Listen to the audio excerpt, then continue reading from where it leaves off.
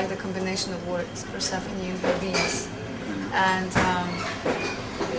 then after we named the band Persephone's Bees, all these other stories about Persephone, was unfolding that really suited what we were doing. The idea of darkness and light, and her living in the underworld, and then being, you know who she is, right? She's the goddess of the underworld in Greek mythology. So she's the daughter of Demetra and Zeus. Yeah, and she was kidnapped. Kidnapped by the king of the underworld. And forced to live there. Right, forced to live there. Way red, way bright red. kind of bright pink. It's hot. Tom and I met years ago in Monterey, which is a beautiful area in California. It's 2 hours south of San Francisco. And I was walking on the street and saw the back of his curly head. And I knew we were going to meet.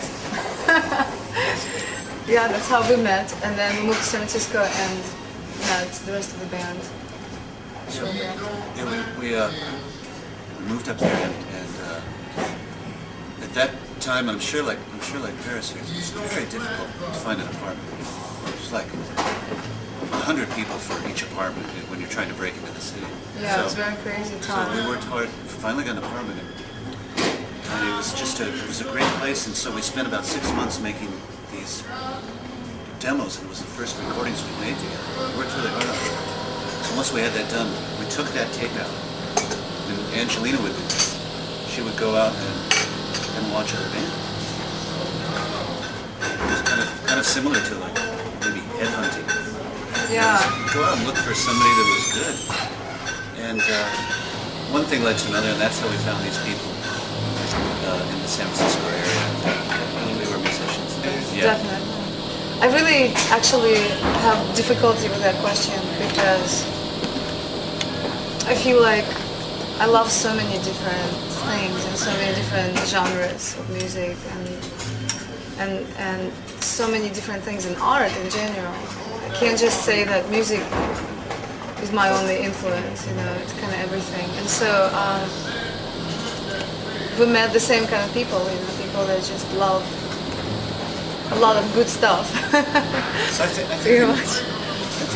it has to be said that in regards to the music, there's a very strong 60s American and British pop and psychedelic music, and then in the 70s also. There's I think a very common liking for a lot of that music. Early 60s, late 70s. But then after that, it goes pretty broad. Arrangements in the songs, the way things are orchestrated, trying to be inventive with what maybe, like specifically like how the bass does its job in the song, and the sound of the instruments, the texture.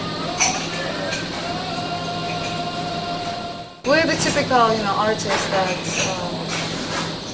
always want to get things close to perfection, and we've made lots of recordings, and at the time we were just kind of giving our recordings away after the shows to people, to crowds that loved us, and we didn't think much of, we didn't think much of releasing the record. We were just really playing live a lot. We played live all the time.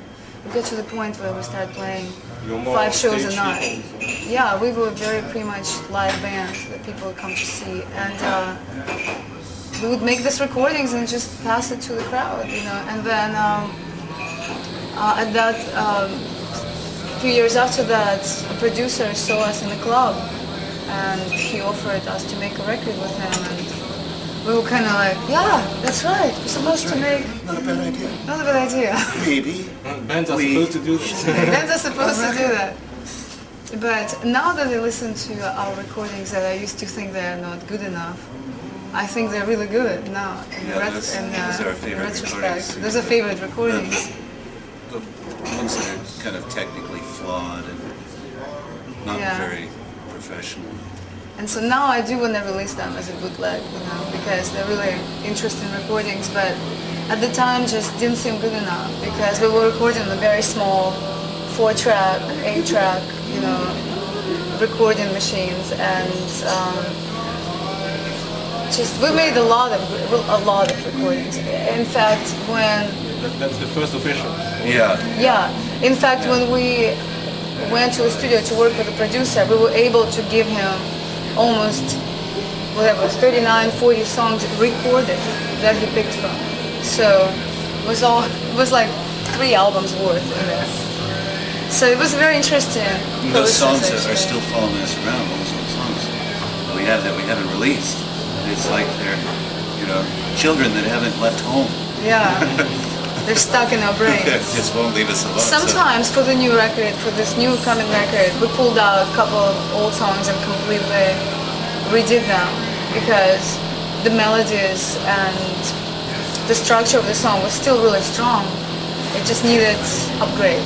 So we're doing this now with a couple of songs. It's a good catalog. When you were talking about influences later on, something I want to say is that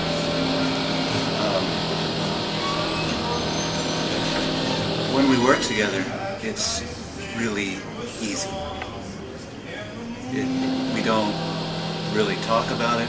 It's just I do what I do, and she does what she does. She writes the songs, music, and the words, and then we get together and kind of just start following the song and see where it wants to go. And that's where influences come out. Maybe that I'm not even aware that I have.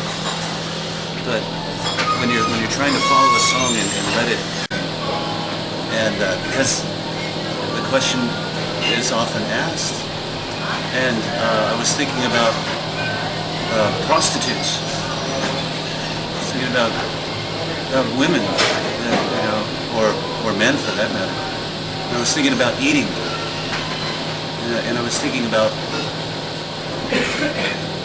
all the time that I spent personally playing for nothing and loving it, because that's just kind of what I did. I never really thought about having money or making money. I thought about getting to the next gig, and what happened in between was life, but there's always that next gig. And to be quite frank, it's really nice to have somebody say, I'd like to pay you to use your music.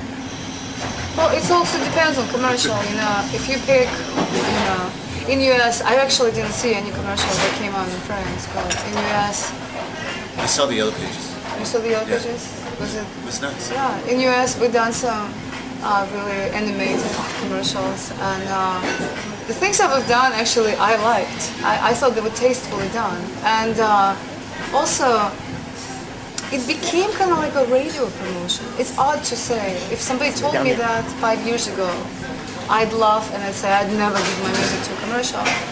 But then a lot of people found out about us through these commercials, so it became kind of like paid radio. It's not that you are bribing and paying the radio any longer. It's the television that says Paid promotion. paid promotion. So if you're careful with that, and if you choose really things that are done in a good way, you can promote the music through this odd visual thing. So it's an odd combination. It's as though evil and good work together now in some kind of strange way. I don't know what to think about. I just feel The song's inceptions, when they're originally created, they're pretty innocent. It's like, yeah, we don't write music We're for not- commercials. we're not thinking about commercials. We're like going, man, we gotta write that song. And So we in the can- past few years, lots of great songs came out in the commercial. Iggy Pop's "Last for Life" came out in the commercial. Who'd think in 1979 that this would happen? And that was his answer. He said, when I wrote that, I wasn't thinking about cruise ships. Right. So I've heard lots of great songs that I would never hear about the bands otherwise through commercial, and I'd go online and research who that was, and